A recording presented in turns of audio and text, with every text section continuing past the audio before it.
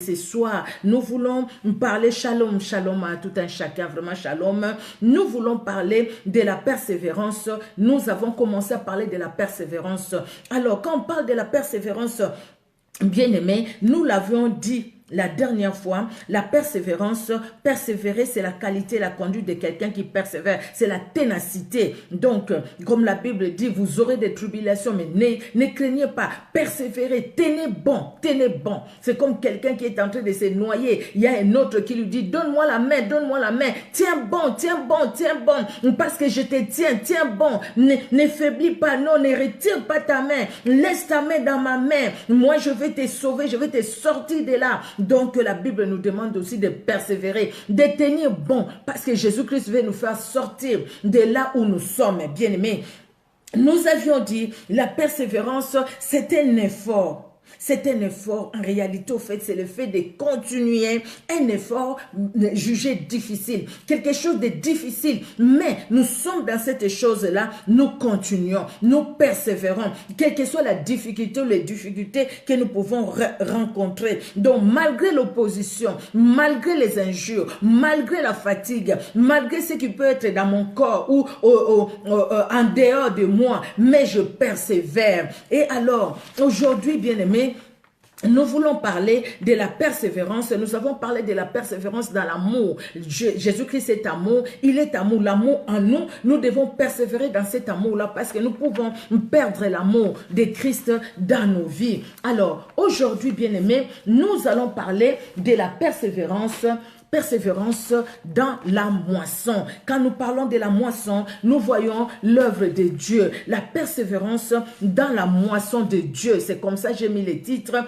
les obstacles et ses avantages. Il y a des obstacles, il n'y a pas d'inconvénients dans la persévérance. C'est pourquoi on ne peut pas parler d'inconvénients. On ne peut parler que des obstacles que nous pouvons rencontrer dans la persévérance. Je parle bien de la persévérance dans le Seigneur, pas dans la persévérance dans le mal. Quand on persévère dans le mal, alors là, il n'y a que de conséquences. Il n'y a que de conséquences néfastes. Mais quand on persévère dans l'amour, on persévère dans la présence du Seigneur, il y a vraiment des conséquences, des avantages dans nos vies. Vraiment, merci Seigneur pour le Saint-Esprit qui est à l'œuvre et le Saint-Esprit qui contrôle ces moments, qui agit pendant ces moments, qui règne aussi pendant ces moments et qui glorifie Jésus-Christ pendant ces moments dans nos vies et pendant ces temps. Merci Seigneur Jésus-Christ de Nazareth. Alors, aujourd'hui, comme je l'ai dit, je l'ai annoncé tout à l'heure, je me répète, la persévérance dans la moisson de Dieu, les obstacles et les avantages. Nous avons fait un petit rappel sur la persévérance, ce que ça signifie, bien aimé. Et maintenant, nous allons lire nous allons prendre nos Bibles, nous allons aller dans Matthieu. Matthieu chapitre 9. Je tourne les pages. Matthieu 9, et voilà.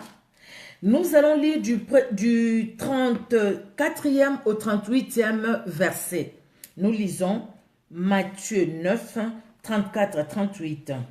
Alors, mais les pharisiens dirent, c'est par les princes des démons qui chassent les démons. Jésus parcourait toutes les villes et les villages, enseignant dans les synagogues, prêchant la bonne nouvelle du royaume et guérissant toute maladie et toute infirmité. Voyant la foule, il fut ému de compassion pour elles, parce qu'elles étaient languissantes et abattues, comme des brebis qui n'ont point de berger. Alors il dit à ses disciples, la moisson est grande, mais il y a peu d'ouvriers. Priez donc le maître de la moisson d'envoyer les ouvriers dans sa moisson. Alléluia. Alors, les versets qui vont vraiment nous concerner, c'est les versets 37 et 38. Nous sommes devant une situation. Jésus-Christ vient de guérir, quelqu'un vient de délivrer, de libérer, quelqu'un qui était muet, quelqu'un qui ne parlait pas. Jésus-Christ va faire un miracle. Cette personne, les démons muets qui étaient dans la personne va partir. Alors les gens, ils étaient étonnés, ils se disent, mais non, c'est pas possible. Ce n'est que par les princes des démons qui peut chasser les démons. Mais Jésus-Christ continue le travail. Il a guéri les malades, il a fait ce qu'il a fait et il a vu la foule. Quand il voit la foule, Jésus-Christ s'adresse à ses disciples. Il voit la foule. La foule, c'est les gens qui viennent sans faire une rencontre personnelle avec Jésus-Christ. La foule, c'est les gens qui viennent parce qu'il y a à manger. La foule, c'est les gens qui viennent parce qu'ils ont vu le miracle. La foule, c'est les gens qui viennent sans comprendre de qui ils sont en train de suivre. Mais Jésus-Christ va se retourner vers ses disciples. Il parle maintenant aux disciples. Les disciples, c'est-à-dire ceux qui suivent Jésus-Christ, ceux qui ont fait une rencontre personnelle avec Jésus-Christ. Jésus-Christ va tourner les regards vers les disciples, quelque part, pour dire aux disciples, regardez cette foule. Jésus-Christ est mis de compassion et dit aux disciples, regarde, priez, la moisson elle est grande, mais priez le maître de la moisson. Pourquoi nous parlons de la moisson de Dieu? Parce que la moisson, elle est à Dieu. Quand on parle de la moisson, c'est au moment où on doit récolter quelque chose qu'on a sémé, on a planté. Bien aimé, qui a sémé quoi? Qui a sémé quoi? Pourquoi on parle de la moisson de Dieu? Parce que nous sommes sur cette terre où nous sommes pèlerins. Mais même sur cette terre où nous sommes, n'est-ce pas que Jésus-Christ est mort pour toi et pour moi? N'est-ce pas que Jésus-Christ s'est donné pour toi et pour moi? Donc, Jésus-Christ s'est donné. Il a donné ce qu'il avait. Il a donné son amour. Il nous a donné son amour. Il nous a laissé son amour. Il s'est donné, lui, la parole. Comme Jean nous dit au commencement était la parole. La parole était avec Dieu. La parole était Dieu. Donc la parole est venue, la parole s'est donnée. C'est cette sémence, la parole que nous devons donner. Donner parce que c'est cette parole, Jésus-Christ, qui est une personne et qui change un cœur, qui change une vie. Alors maintenant nous donnons, nous sémons. Dans la sémence que nous faisons, bien aimés, nous ne pouvons s'aimer que ce que nous avons. Et quand nous sémons, il y a une récolte après la sémence. Nous sémons le blé, nous allons récolter le blé. Parce que nous-mêmes, nous avons du blé, nous sémons ce blé. Le blé, c'est Jésus-Christ qui les sème, les bons fruits, ça va donner du bon fruit. Celui qui sème l'ivraie, c'est parce que lui-même a livré en elle ou en lui. Il va s'aimer l'ivraie. Et quand il va s'aimer l'ivraie, l'ivraie ne va produire que des livraies. Et quand les moissonneurs viendront au temps de la fin, l'ivraie ira au feu, passera au feu. Il va passer, va aller au feu. Mais nous, livrés, nous allons entrer dans le repos de notre maître. Tel que la Bible le dit, Jésus-Christ a donné cette parabole de l'ivraie et du blé. Le blé, c'est lui qui sème, c'est le Fils de l'homme. Jésus-Christ qui donne la parole. Alors, ici, Jésus-Christ parle aux disciples et dit, la moisson, elle est grande, il y a peu d'ouvriers. Maintenant, priez donc le maître de la moisson d'envoyer les ouvriers dans sa moisson. Dans sa moisson pour donner de la nourriture à cette foule. À cette foule qui marche comme sans berger, à cette foule qui est languissante, qui est abattue, parce qu'il n'y a pas un berger. Il n'y a pas un berger. Ils ne sont pas encore dans la bergerie. Il n'y a pas un berger pour les guider, pour les entourer, pour leur dire ce qu'ils devraient faire.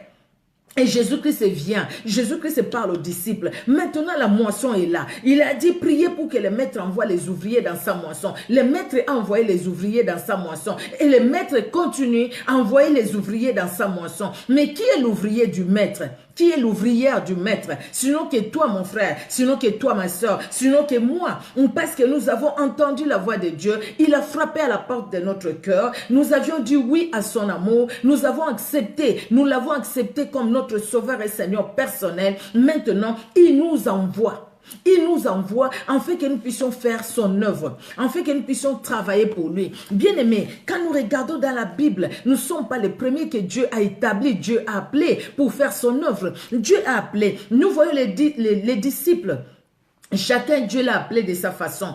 Il a appelé Jacques, il a appelé Jean, il a appelé Matthieu, il a appelé tous ses disciples. Et après, même Paul, qui n'était pas avec lui dans sa vie physique, il a appelé Paul. Et après Paul, il a appelé aussi les autres. Il a appelé les autres comme il t'a appelé, comme il m'a appelé. Maintenant, nous sommes obligés, toi et moi, de nous lever, de faire l'œuvre de Dieu. Peut-être nous sommes déjà dans l'œuvre de Dieu. Merci Seigneur. Dans les 5 ministères de l'Église, merci Seigneur. Ou peut-être dans les dons ou les talents que Dieu donne, nous les mettons au service du Seigneur. Merci Seigneur. Tout ça, c'est des très très bonnes choses. Mais ce qui est important, c'est maintenant la persévérance dans ce que nous faisons.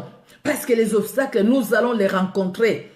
Les obstacles, nous allons les voir. Mais maintenant, que faisons-nous devant ces obstacles-là, bien-aimés? Regardez, dans 2 Timothée, chapitre 4, verset 2, c'est Paul qui parle à Timothée, qui était son enfant spirituel. Il lui dit quoi?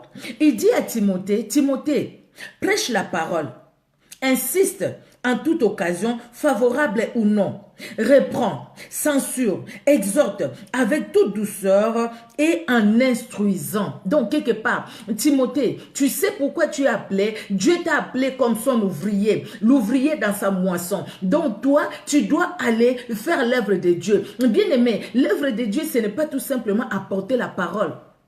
Être pasteur, être évangéliste, être prophète, être apôtre. L'œuvre de Dieu, dans ce que tu... Même celui qui fait le ménage à l'église, il fait l'œuvre de Dieu. Celui qui va exhorter quelqu'un peut-être qui est dans les besoins, il fait l'œuvre de Dieu. Quelqu'un qui fait tout ce que nous pouvons faire, bien aimé, pour la gloire de Dieu. Celui qui chante à l'église fait l'œuvre de Dieu. Celui qui intercède pour les autres fait l'œuvre de Dieu.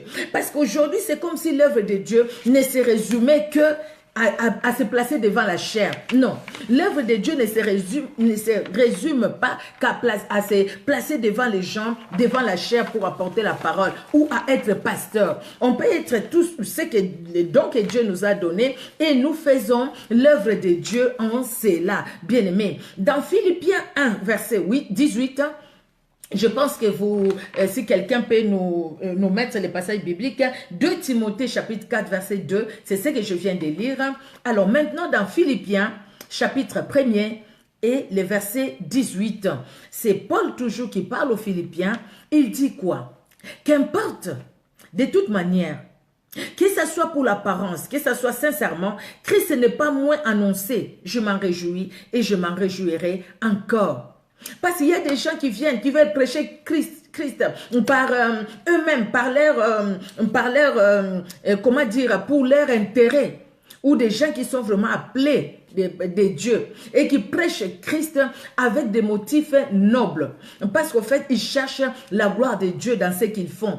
Alors Paul dit, écoute, même si il y a des gens qui prêchent Christ, non pas pour chercher la gloire de Dieu, mais pour eux-mêmes. Mais Christ est prêché. Cela ne veut pas dire qu'on va prêcher Christ même si on n'est pas appelé pour chercher je ne sais pas quoi. Non, nous devons obéir et marcher selon ce que Dieu nous dit. Parce que si on prêche Christ par ses propres intentions, pour sa propre gloire, on n'ira pas loin. Donc, on ne pourra même pas persévérer. Il suffit qu'il y ait quelque chose pour qu'on se décourage. Parce qu'au fait, on est allé par soi-même.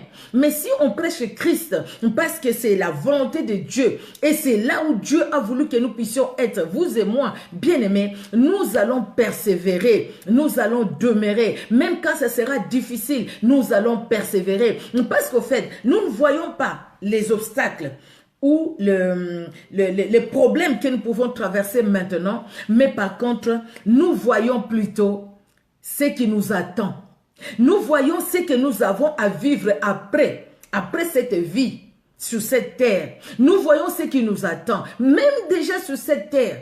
Nous voyons ce qui nous attend. Nous voyons la gloire de Dieu. Nous cherchons la gloire de Dieu. Nous voyons le royaume de Dieu. Nous voyons ce qui est devant nous. Nous ne nous limitons pas juste devant nous comme ça. Je vais manger du pain, je vais manger si je veux que les gens me connaissent. Les gens qui se limitent comme ça, bien aimés, ils vont toucher.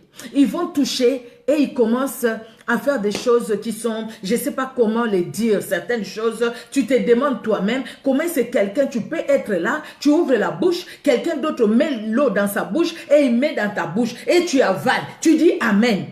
Ça c'est prêcher Christ par motif personnel.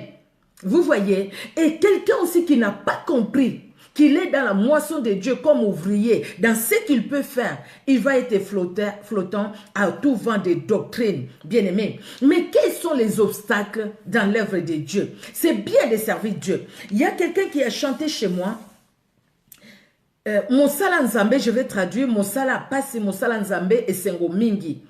Donc l'œuvre de Dieu, c'est un travail difficile et l'œuvre de Dieu, c'est ce qui est le meilleur, ce qui donne la joie, ce qui procure la paix. Il n'y a que l'œuvre de Dieu, bien aimé, parce que nous sommes ici sur la terre. Pourquoi? Ce n'est pas tout simplement pour aller à l'église le dimanche et pour revenir. Mais nous sommes, si Dieu nous garde encore, toi et moi, c'est pour que nous puissions le servir. C'est pour que nous puissions l'honorer. C'est pour que nous puissions chercher sa gloire. C'est pour que nous soyons les sujets de sa gloire dans nos vies.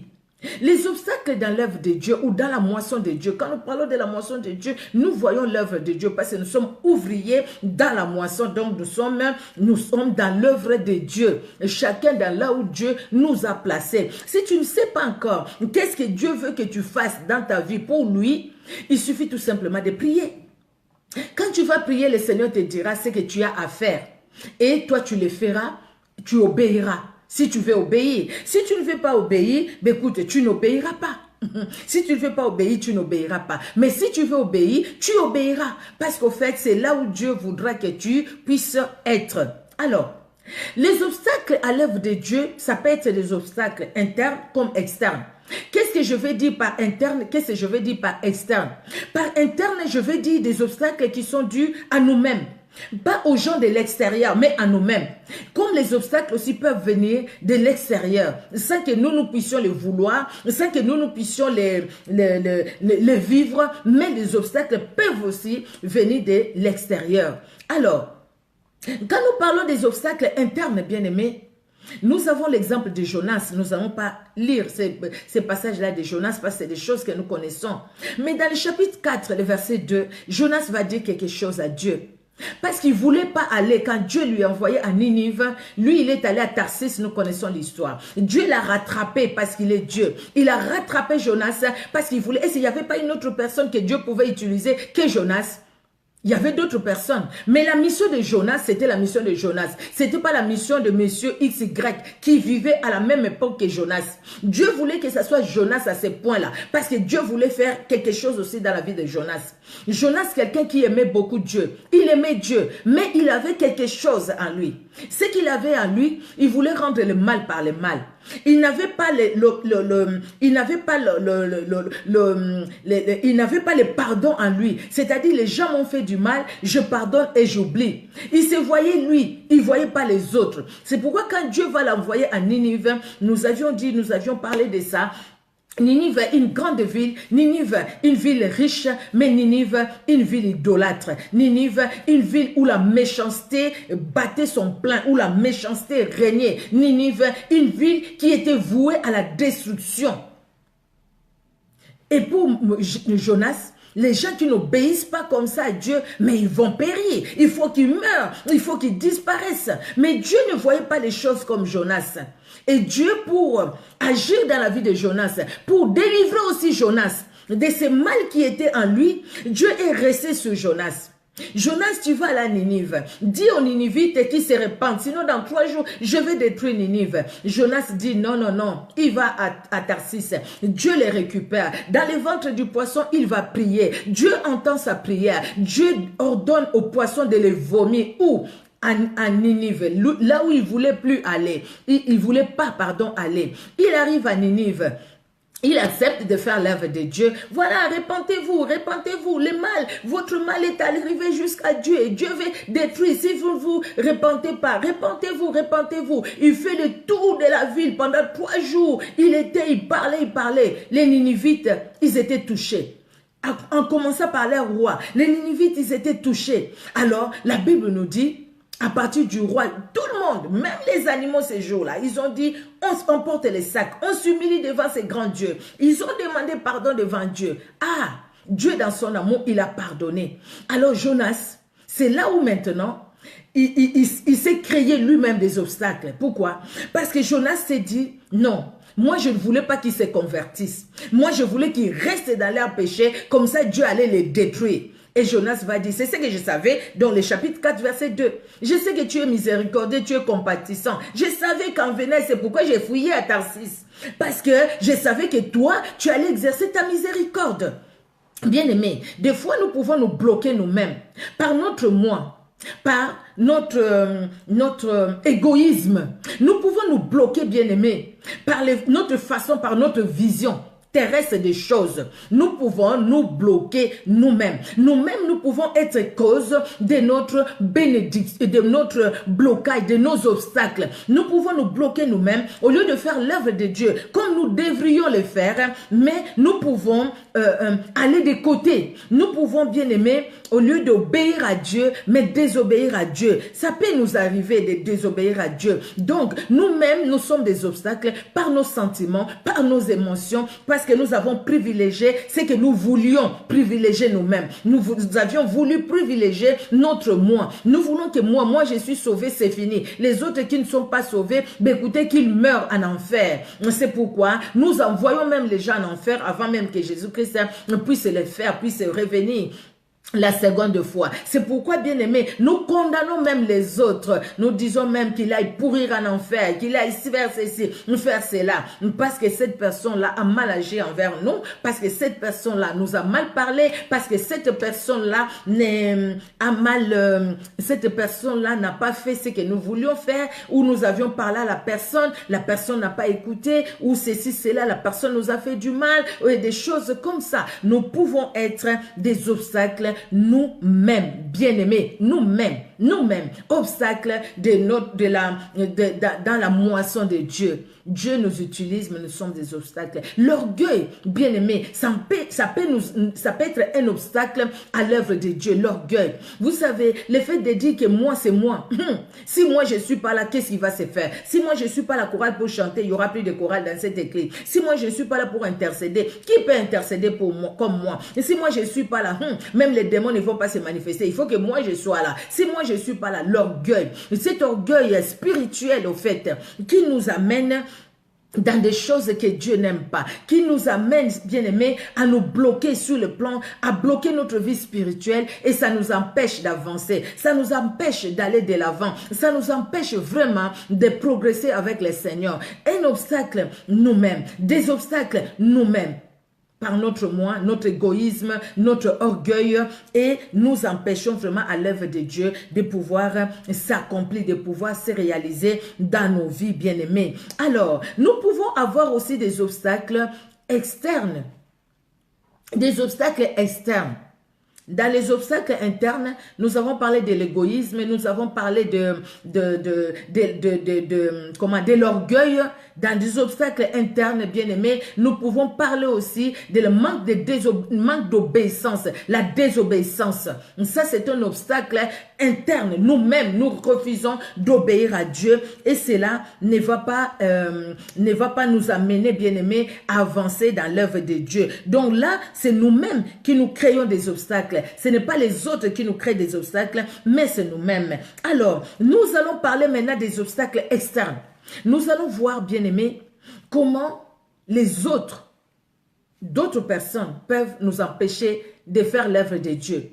Des obstacles externes qui peuvent être physiques, matériels, moraux, ou qui peuvent être aussi spirituels. Des combats spirituels ou des combats physiques qui peuvent nous empêcher d'être dans l'œuvre de Dieu ou de faire l'œuvre de Dieu. Bien-aimés, nous allons voir dans la Bible. Je vous ai parlé dès le début, quand on a commencé à parler de la persévérance, je vous ai dit qu'on va parler de quelqu'un. Il y a beaucoup de gens qui ont servi Dieu, bien-aimé. Il y a Néhémie, il y a Esdras, il y a Jérémie, il y a Néhémie, je l'ai dit, il y a Paul, il y a Pierre, et toutes ces personnes que Dieu a appelées, et ils ont rencontré aussi beaucoup d'obstacles. Voyons les disciples de Jésus-Christ, comment ils sont morts. Comment ils sont morts. Quand on nous raconte l'histoire, comment ils sont morts, mais ils ont accepté, ils ont été fouettés. Paul en prison, Pierre, Barnabas en prison. Mais c'est des gens qui ont persévéré. Philippe, des gens qui étaient éparpillés à cause de la persécution. Ils étaient persécutés. Là, c'était une persécution physique. Il y a des gens à qui on a privé même du pain, comme Jérémie. Ésaïe et tout, c'est déjà surtout Jérémie. C'est pourquoi il a même fait la lamentation de Jérémie. Lisez lamentation de Jérémie. Vous allez voir comment Jérémie a souffert. Tout ça parce qu'il faisait l'œuvre de Dieu. Il est allé, ainsi dit l'Éternel, on le met en prison. Ainsi dit l'Éternel, on le met dans un trou. Ainsi dit l'Éternel, Jean-Baptiste, il a été décapité. C'était à cause de quoi? À cause de Dieu. Parce qu'au fait, il a dit la vérité. Et parce que la vérité a dérangé. À cause de faire l'œuvre de Dieu, bien-aimé, nous pouvons rencontrer des obstacles. La mort peut même être là. Les gens peuvent chercher. Ce que les gens ne peuvent pas faire à nous, c'est nous tuer spirituellement. La mort spirituelle, ils peuvent pas. Ils peuvent pas nous voler, nous ôter le Saint-Esprit en nous. Mais ils peuvent nous ôter la paix. Ils peuvent, bien aimer, nous ôter la vie physique. Combien de personnes, même aujourd'hui, au 21e siècle, des gens qui meurent parce que tout simplement, ils servent Dieu. Tout ça, ce sont des obstacles à la moisson de Dieu. Ils servent Dieu, ils trouvent que non, si je continue, si je sais que je vais mourir. Mais il y a des gens qui disent, j'ai accepté Jésus-Christ, je persévère. Même s'il faut mourir, je vais mourir. Ils y vont. Paul l'a dit, Pierre l'a dit, s'il faut mourir, je vais mourir. Paul dit même, ma vie sur la terre, qu'est-ce qu'elle vaut par rapport à la vie qui nous attend. Pierre aussi l'a dit. Vous voyez, bien-aimés. Alors, nous allons parler de Néhémie. Néhémie, même Esdras, c'est des contemporains. C'est des gens qui ont vécu presque au même moment. Alors, j'ai retenu sur Néhémie. Sinon, sur Esdras aussi, il y a eu des combats. Mais sur Néhémie, j'ai retenu au fait, parce que je me suis dit que j'ai retrouvé beaucoup d'éléments au fait. J'ai retrouvé beaucoup d'éléments. Pardon, je vais récupérer ma feuille. J'ai retrouvé beaucoup d'éléments sur la vie de Néhémie. Bien-aimés, nous allons lire que quelques versets. Moi, j'ai pris pour vous quelques versets que nous allons lire ensemble. Regardons d'abord dans Néhémie chapitre 1er, des 1 à 4. On avait lu ça au début quand nous avions commencé, mais nous allons relire, s'il vous plaît, bien-aimés. Nous allons relire. Néhémie chapitre 1er de 1 à 4. La Bible nous dit, parole de Néhémie, fils de Hakalia, au mois de Kislev, la 20e année. Comme j'étais à Suse dans la capitale, Anani, l'un de mes frères et quelques hommes arrivèrent de Juda. Je les questionnais au sujet des Juifs réchappés qui étaient restés à la captivité et au sujet de Jérusalem. Ils me répondirent, ceux qui sont restés de la captivité sont là, dans la province, au comble du malheur et de l'opprobre. Les murailles de Jérusalem sont en ruine. Lorsque j'entendis ces paroles, elles sont en ruine et ces portes sont consumées par le feu. Pardon, j'avais raté, j'avais pas lu la phrase. Lorsque le verset 4, lorsque j'entendis ces choses, je m'assis, je pleurais et je fus plusieurs jours dans la désolation. Je jeûnais, je priais devant les dieux des cieux. Jérémie apprend que là-bas, la ville sainte que tu connais toi Jérémie, aujourd'hui c'est la ruine. Les portes, le feu, ils ont même mis le feu. Tout a été détruit. Et la ville, là où mes pères sont enterrés, la ville détruite, la ville sainte, où la ville, où la gloire de Dieu doit se manifester et se manifeste. Jérémie a gêné, il a prié, il était dans la désolation. Jérémie est allé voir le roi, comme il était chanson du roi. C'est lui qui servait le vin au roi. Il est allé le voir. Le roi a trouvé qu'il était triste. Il a expliqué, il a dit, si tu permets, roi, que j'aille, retourne, pour aller voir un peu mes peuples, au fait, ma famille, qui est resté de l'autre côté, qui n'était pas les restes de Jérusalem, qui n'était pas en captivité. Et là, Néhémie se trouve en captivité. Ce n'est pas quelqu'un qui était libre dans son pays pour agir. Non, il était en captivité. Le roi a permis, il est parti, merci Seigneur. Les chapitres 2 au verset 1 à 4 aussi. Néhémie 2 de 1 à 4. Au mois de Nissan, la 20e année du roi Artaxerxès, comme le vin était devant lui, je pris le vin et j'offris au roi. Jamais je n'avais paru triste en sa présence. Le roi me dit, pourquoi as-tu mauvais visage? Tu n'es pourtant pas malade. C'est peut-être qu'un chagrin de cœur. Je fus saisi d'une grande crainte et j'ai répondu au roi, que le roi vive éternellement. Comment n'aurais-je pas mauvais visage lorsque la ville où sont les sépulcres de mes pères est détruite et que ses portes sont consumées par le feu? Et le roi me dit, que demandes-tu? Je priais les dieux des cieux et le Seigneur l'a aidé. Il a demandé au roi de retourner pour voir ce qui s'est passé en vrai. Il est arrivé. Il a trouvé que non, ce que son frère lui avait dit, Anania, c'était vraiment, Anani, je pense, c'était vraiment vrai. Donc, l'œuvre, au fait, quelque part pour dire, la maison de Dieu, elle est détruite. La maison où Dieu est glorifié, elle est détruite. Bien aimé, pourquoi j'ai pris cet exemple de Néhémie? C'est pour dire aujourd'hui, l'église, où sommes-nous? Aujourd'hui, l'église, où est-ce qu'elle est? Regardons ce qui se passe dans nos églises. Même pas dans nos églises ou ce qui se passe dans l'église. Regardons ce qui se passe dans le monde. Les gens avec la Bible, mais regardez ce qu'ils font. Je vis un autre là qui prêche devant sa chair avec un serpent vivant. Il prend ce serpent-là, c'est avec ce serpent-là qu'il va mettre sur les gens. Les gens crient, les gens tombent. Ça, c'est une maladie. Aujourd'hui, au 21e siècle. L'œuvre de Dieu est malade, 21e siècle. Nous voyons des églises qui marient les femmes et les femmes, les hommes et les hommes. Oh, l'église est malade. L'œuvre de Dieu est malade. Bien-aimé, l'œuvre de Dieu est malade. On voit toutes les mauvaises choses qui se passent. L'œuvre de Dieu est malade. Vous savez, Néhémie, ce qu'il a beaucoup troublé. Pourquoi? C'était la maison de Dieu. Vous vous souvenez quand Salomon a consacré la maison, ce temple qu'il a construit, il a dit quoi? Les peuples d'Israël, quand ils pécheront, Dieu les enverra loin d'Israël. Mais là, ils seront. Ici, ils tournent les regards vers Jérusalem. Ils te prient du haut des cieux. Seigneur, exauce leur prière. C'est comme ça. Daniel, quand il priait, il ouvrait la porte en direction de Jérusalem et il priait. Et Dieu exauçait les prières. Parce que Dieu a exaucé la prière que Salomon avait fait pour ce temple. Maintenant, le temple est détruit. La ville sainte où le nom de Dieu était invoqué, honoré, la ville sainte de Jérusalem, la ville sainte, elle est détruite. Les portes sont consumées par le feu. C'est quelque chose qui a troublé, c'est quelque chose, il a eu mal. Bien aimé, je me dis, peut-être moi, je me pose la question, je me dis, oh Micheline, qu'est-ce que tu fais? Regarde, l'église de Dieu est en ruine. L'église est en ruine. Il y a le feu étranger à l'église, bien aimé. Il y a le feu étranger à l'église. Le feu étranger est entré dans l'église. On trouve le monde dans l'église. Le monde est venu dans l'église, bien aimé. Le monde est venu dans l'église. Nous étions quelque part il n'y a pas longtemps. On était quelque part, au fait, parce qu'on devait... il y avait un problème, au fait, dans la communauté. Nous sommes allés et comme on devait amener les corps, parce qu'il y a un compatriote qui était mort, les corps à l'église, là où ils priaient. Mais je vous assure, dans cette église-là, après, quand les gens passent pour regarder les corps et tout, vous savez quelle chanson ils ont mis? Une chanson mondaine. C'était dans l'église. Une chanson mondaine. L'église est malade. L'église est en ruine. Le feu étranger agit dans l'église. On trouve des pédophiles dans l'église. On trouve des maîtresses dans l'église. Des maîtresses, les deuxième, troisième bureaux, des tiroirs et je sais pas, des tiroirs, des meubles, tout ce qu'on peut donner comme nom. On le trouve dans l'église. Ces gens-là viennent avec beaucoup d'argent. Et nous, qu'est-ce que nous faisons? Nous, en tant que bergers, Jésus-Christ a vu la foule. Il a trouvé que la foule était abandonnée à eux-mêmes. Il n'y avait pas de berger pour les encadrer. Il a dit aux disciples, priez les maîtres de la moisson, afin qu'ils envoient les ouvriers, pour que les ouvriers soient les bergers de ces brebis qui sont languissantes, de ces brebis qui sont sans contrôle, qui sont sans berger. Il faut des bergers.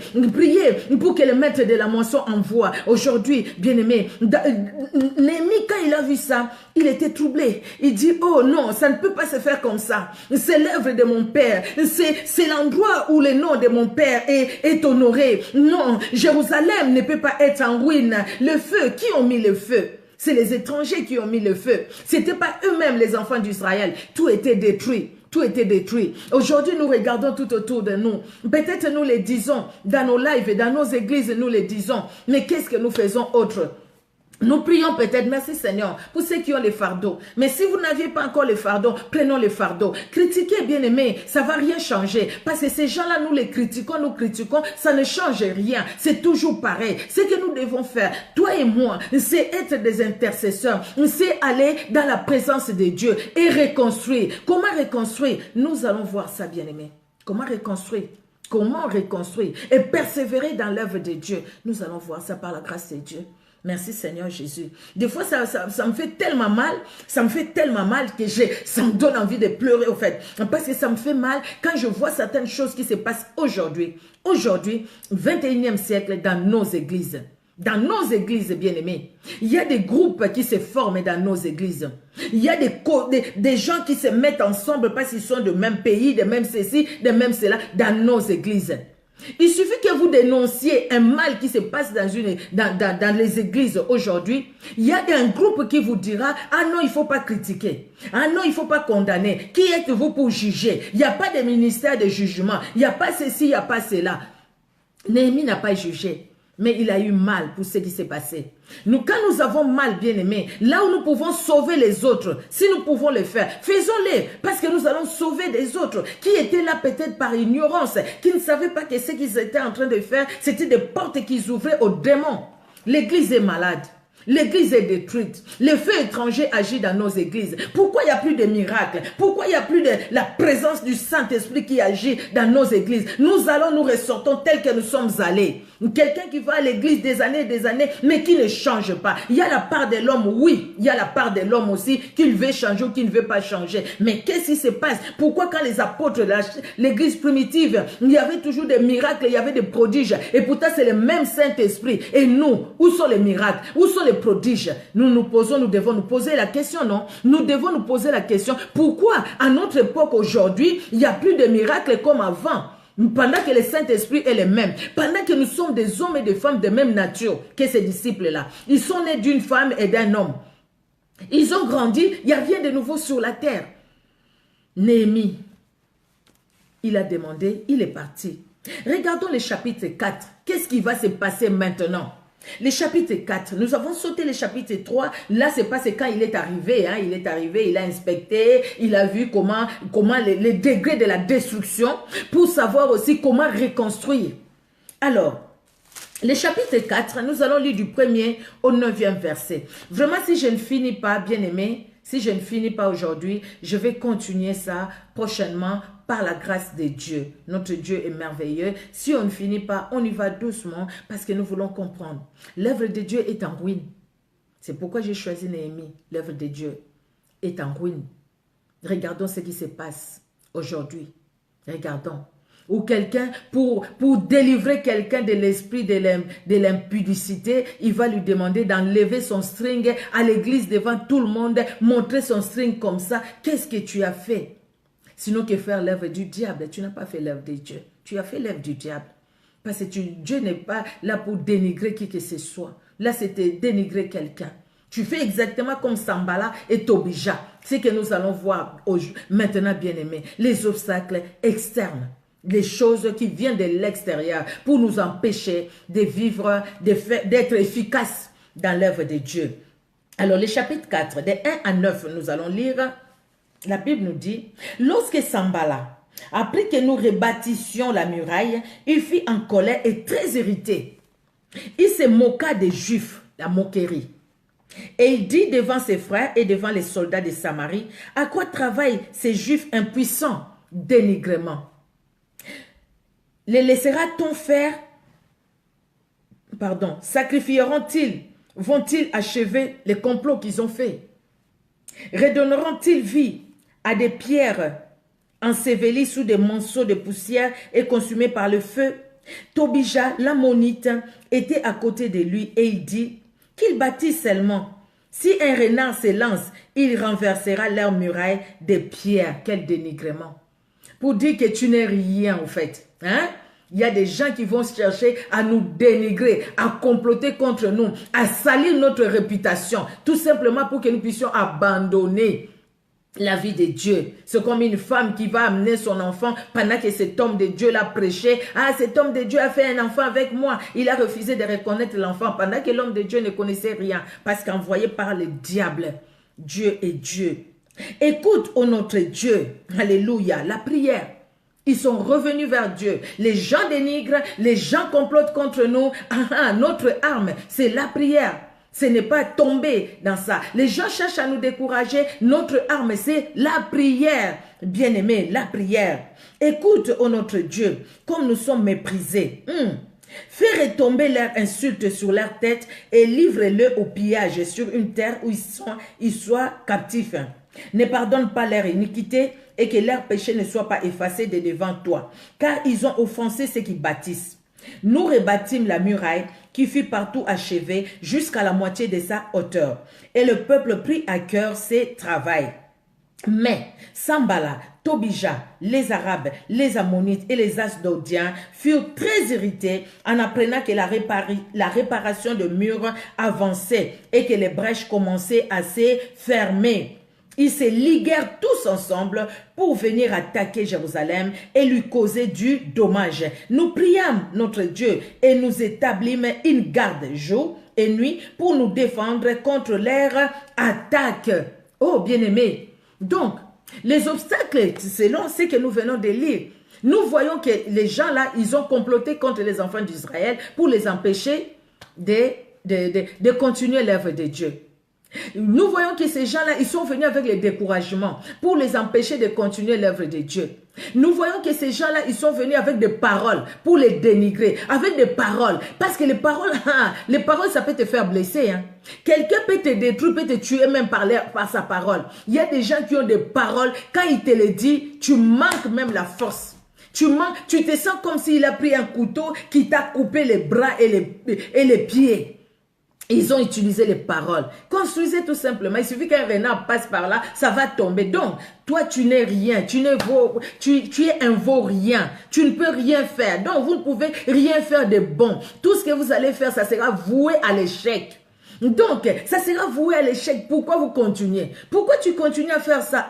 Pendant que tu es jeune, tu es continué à faire l'œuvre de Dieu. Tu es jeune, tu es là à parler de Jésus-Christ. Tu es jeune. Mais non, mais vis ta vie. Mais toi aussi, maman, vis ta vie. Pourquoi tu continues à faire l'œuvre de Dieu? Les gens viendront avec des paroles pour nous décourager. Ça, ce sont des obstacles. Des obstacles qui peuvent nous empêcher, bien-aimés, de faire l'œuvre de Dieu, de continuer l'œuvre de Dieu.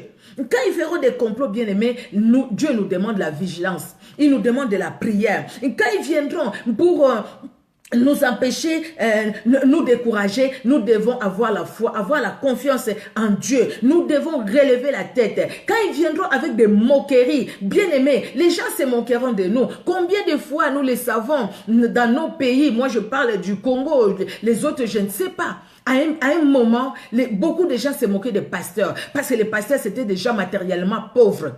Ils se moquaient des pasteurs, ils disaient regarde votre pasteur, les pasteurs là il met toujours des chaussures, il met des tongs même pour prêcher, il met ci, il met ça. Et ça existe encore aujourd'hui dans les endroits un peu plus reculés. Mais au lieu de se moquer du pasteur, pourquoi ne pas lui chercher un bel ensemble qu'il mettra et il sera bien dans cet ensemble là. Mais en dépit de ça, ah, toi d'ailleurs, de toutes les façons, il s'est passé ci, il s'est passé là. De toutes les façons, il a mal prêché, il a. C'est comme si quelque part, toi tu ne connais rien, moi je connais. Nous connaissons, toi tu ne connais rien. Combien de fois on n'a pas vu des groupes de gens, après la prière, des groupes de gens se former pour critiquer tout simplement l'enseignement ou la prédication qui a été donnée, pour dire aux autres, ne continuez plus de venir ici parce que la prédication c'est pas ça.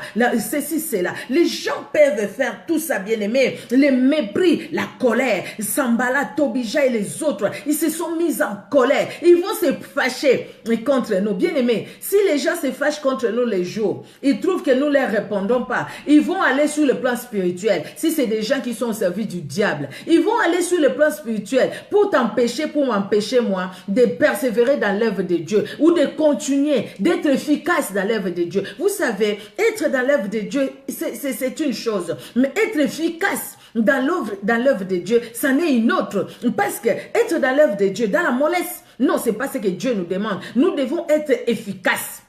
Paul a dit, il travaille avec zèle. Il faut travailler avec zèle, avec détermination. Donc, quand eux viendront avec les paroles pour nous décourager, pour nous empêcher d'avancer, nous allons montrer les zèles que nous avons en nous. Paul n'a pas été découragé. Est-ce qu'il a abandonné? Jésus-Christ lui-même. Qui t'a tapé? Dis qui t'a tapé. Pas en courant des épines. Oh, qui t'a tapé? Salive, on a craché sur lui. Et c'est Jésus-Christ a abandonné. Il connaissait sa mission. Il connaissait le but pour lequel il est sur cette terre. Si nous connaissons le but, nous allons nous préparer à faire nos objectifs ici sur terre seront en fonction du but à atteindre. Le but à atteindre, c'est vivre l'éternité avec Jésus-Christ de Nazareth. Donc, dans l'œuvre de Dieu où je suis, vous savez, quand Jésus-Christ viendra, quand nous serons enlevés, où les morts en Christ ressuscitent s'ils venaient aujourd'hui. Après, chacun sera récompensé. Nous aurons des couronnes pour adorer Jésus-Christ. Ces couronnes-là ne seront données qu'aux gens qui ont travaillé pour le Seigneur. Il y a des gens qui seront sauvés comme par le feu. Au fait, qui seront sauvés sans couronne. Les gens qui ont reçu Jésus-Christ, qui marchaient bien, mais qui n'ont pas fait l'œuvre de Dieu. Ou qui ont reçu Jésus-Christ juste avant de mourir comme les brigands là, à la croix. Donc, il n'y a pas de couronne parce qu'il n'a pas fait l'œuvre de Dieu. Mais vous, toi et moi, nous avons l'opportunité aujourd'hui de faire l'œuvre de Dieu. Et les couronnes nous seront données en fonction de ce que nous faisons pour Dieu sur la terre. Hein? Je vais dire à quelqu'un, arrête de prendre ce que Dieu t'a donné, les garder pour toi. Ce que Dieu t'a donné, mets-les au service de Dieu. Mets-les au service de Dieu. Et quand Jésus-Christ viendra, nous aurons des couronnes. Alléluia, nous aurons des couronnes. Tu vois ça? Vous voyez ça? Nous aurons des couronnes. Et avec ces couronnes, comme les anges, nous allons adorer Dieu. Avec nos couronnes. Imagine un peu, chacun avec son couronne, en or, en argent et tout. Et toi, tu es là sans couronne. Tu vas faire avec tes mains? Tu vas louer Dieu avec tes mains, les autres louent Dieu. Alléluia, Hosanna. Oh, tu es Dieu, le Fils de Dieu, le puissant de Jacob. Alléluia. Tu es Dieu, Jésus-Christ, tu es admirable. Jésus-Christ, le conseiller, l'admirable. Jésus-Christ, alléluia. Je te vois aujourd'hui, mes yeux te voient. Oh, tu es merveilleux, tu es merveilleux. Avec nos couronnes, nous dansons, nous louons Dieu. Et toi, tu seras sans couronne à partir d'aujourd'hui. Relève la tête. À partir d'aujourd'hui, non, ne reste pas là où tu es. Relève la tête et fais l'œuvre de Dieu. Bien-aimés, dans les chapitres 6, nous sommes toujours dans Néhémie. Les chapitres 6, de 1 à 8, la Bible nous dit, « Je n'avais pas encore posé les battants des portes lorsque, vous voyez, il revient encore, Sambala, Tobija, Geshem, l'Arabe et nos autres ennemis apprirent que j'avais rebâti la muraille et il ne restait plus de brèche. Alors Sambala et Geshem m'envoyèrent dire, viens et voyons ensemble une entrevue dans le village et dans la vallée. Quand ils cherchent à ce que nous puissions être comme eux, ils veulent que nous puissions les ressembler, vous voyez, même par notre façon de parler, par notre façon de nous habiller.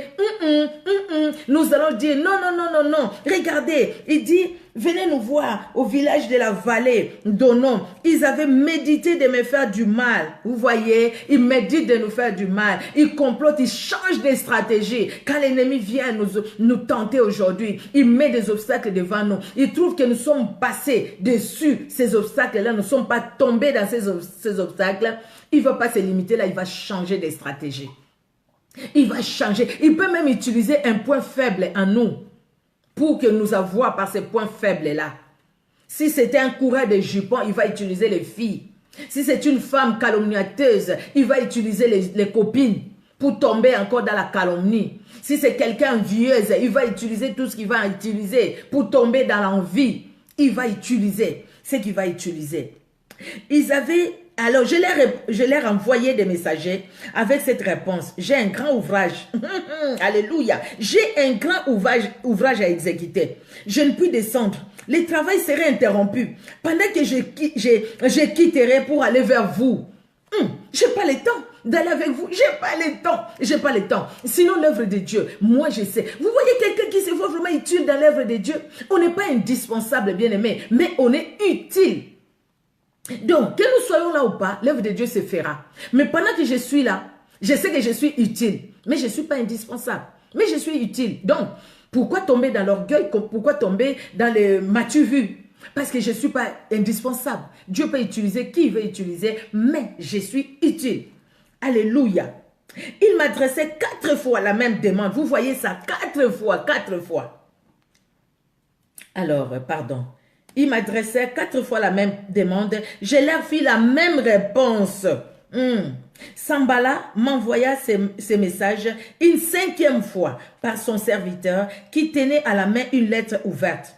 Il y était écrit, les bruits se répandent parmi les nations et Gashmu affirme que toi et les Juifs, vous pensez à vous révolter et que c'est dans ce but que tu rebâtis la muraille, tu vas, dit-on, devenir leur roi. Tu as même établi des prophètes pour te proclamer à Jérusalem, roi de Juda. Et maintenant, ces choses arriveront à la connaissance du roi. Viens donc et consultons-nous ensemble. Je fis répondre à Sambala, ce que tu dis là n'est pas. C'est toi qui l'inventes. Vous savez, quand on touche à notre moi, à notre égoïsme, on dit, d'ailleurs, toi, tu as dit ci, tu as dit ça. Moi, j'ai dit ça. Ne jouez pas avec moi. Je veux vous montrer qui je suis. Moi, j'aime pas qu'on parle de moi comme ça. Et puis, qu'est-ce que nous faisons à ces moments-là? Mais nous tombons dans les pièges. Vous voyez, 4 fois. Viens. Parce que les gens racontent sur toi. Non, je n'irai pas. Je n'y vais pas. La 5e fois, il écrit. D'ailleurs, les gens ont dit, si ça arrive au roi, tu sais ce que tu cours toi. Et surtout que tu es les chansons du roi. Donc toi, tu veux devenir roi. Voilà, donc viens, comme ça on va en parler. Il dit non, il n'y en a pas ça. Parce qu'au fait, tu sais comme la Bible dit, même si les gens racontent du mal sur nous, mais qu'on ne trouve pas ce mal-là en nous, on sera calme. Mais si on sait qu'il y a ce mal-là, dès qu'on va parler, nous allons chercher à nous justifier. Parce que quelque part, nous savons qu'il y a ce mal-là. Si c'était ancien, c'était ancien. Quand les gens en parlent maintenant, ben écoute, c'est ancien, c'est passé, c'est passé. Ben écoutez, moi je suis une nouvelle créature. Vous voyez, je suis une nouvelle créature. Les choses anciennes sont passées. Et j'ai préparé 2 autres versets, mais là, ça sera au fait pour les avantages. Vous voyez, bien aimé, les choses peuvent venir, les choses peuvent arriver. Mais maintenant, nous, toi et moi, comment, bien aimé, comment nous allons... comment nous allons agir par rapport à ces obstacles-là que l'ennemi va permettre, que l'ennemi va mettre au-devant de nous. Il y a des obstacles qui sont physiques, peut-être on peut les éviter, mais il y a des obstacles qui sont spirituels, qui viendront petit à petit. Petit à petit, tu avais abandonné les mensonges, tu te retrouves encore dans les mensonges. Tout ça, c'est pour t'empêcher de faire l'œuvre de Dieu. Petit à petit, tu avais abandonné telle chose, tu te les retrouves encore. Tout ça, c'est pour nous empêcher d'être efficaces dans l'œuvre de Dieu, pour que nous ne soyons pas fidèles à l'œuvre de Dieu, fidèles à Dieu, bien-aimé. C'est pourquoi nous devons veiller. Veiller sur nos pensées, veillons sur nos sentiments. La Bible nous le dit, bien-aimé. Les avantages, il y en a beaucoup, les avantages pour servir Dieu, bien-aimé. Plus nous servons Dieu, je vais le dire vite fait, mais nous allons reprendre ça la prochaine fois, bien aimé. Et même déjà avant d'arriver à l'avantage, comment persévérer dans la moisson. Nous devons persévérer, mais comment persévérer? C'est ce que nous verrons la prochaine fois, parce que la Bible nous le dit. Vous voyez cette personne qui a construit la maison, la parabole que Jésus dit, il y a un qui construit sur les rocs, l'autre sur les sables. Quand le vent est venu, quelle est la maison qui est tombée? C'est la maison qui était tombée qui était construite sur les sables. Pourquoi? Parce qu'il n'y avait pas de fondement solide. Donc, dans la vie spirituelle, nous avons besoin de fondements solides. S'il n'y a pas les fondements solides, nous n'allons pas persévérer. Juste le premier point que je vous dis. Et dans les avantages, bien aimés, Jésus-Christ lui-même a répondu à Pierre. Les avantages que nous avons. Qu'est-ce que nous avons à recevoir aujourd'hui sur la terre où nous sommes? Et qu'est-ce que nous avons à recevoir plus tard dans la vie qui nous attend avec Jésus-Christ de Nazareth. Que Dieu bénisse tout un chacun. Donc la prochaine fois, par la grâce de Dieu, nous allons parler de comment persévérer dans la moisson et les avantages qui nous attendent. Déjà, nous demeurons dans les plans de Dieu, bien-aimés. Nous demeurons dans la vision de Dieu. Si nous persévérons, nous demeurons dans la vision de Dieu. Ça, c'est les avantages que nous avons. Donc, nous avons la paix. Pourquoi? Parce que nous faisons la volonté de Dieu et non la volonté de l'homme. Parce qu'au fait, nous n'obéissons pas aux attaques de l'ennemi, mais nous obéissons à la voix qui nous a parlé, à la parole de Dieu. Comme Néhémie, il était heureux. Il était heureux, comme Esdras. Le travail était dur, c'était pénible, mais il était heureux d'obéir à Dieu. Même quand on voulait aller dire au roi, voilà ce qu'ils ont fait. À un moment, ils avaient même arrêté le travail, parce que le roi a ordonné d'arrêter le travail. Mais à cause de leur sincérité, il y avait un autre roi qui est venu. Le roi a ordonné qu'on puisse rebâtir encore, reconstruire encore, reprendre le travail. Et ils ont repris le travail, parce que c'était l'œuvre de Dieu, bien-aimé. Ça peut arriver des moments de faiblesse, mais cela ne va pas nous amener à nous asseoir, à abandonner l'œuvre de Dieu, à dire je ne pars plus à l'église, à dire ah non, je ne veux plus chanter, ah non, je ne veux plus intercéder, j'intercède pour les autres moi-même, ah non, je ne veux plus travailler pour Dieu. Ça ne va pas arriver. Pourquoi? Parce que le Seigneur va nous garder dans son plan, dans son amour. Amen, amen. que Dieu vous, même en préparant, je me disais que je pense que je vais pas, j'ai regardé les temps que j'ai pris, j'ai dit je pense que ça sera un peu difficile de finir ça aujourd'hui, mais que Dieu soit béni, bien aimé. Juste un peu, je vous ai montré, je vous ai donné les premiers points, comment persévérer dans la moisson et les avantages. J'ai cité juste les premiers points que j'ai écrits, donc voilà, et prochainement, ne manquons pas, soyons là, bien aimés. Je sais que vous serez là, merci Seigneur, et nous allons continuer et nous allons finir par la grâce de Dieu sur la persévérance. Et après, ça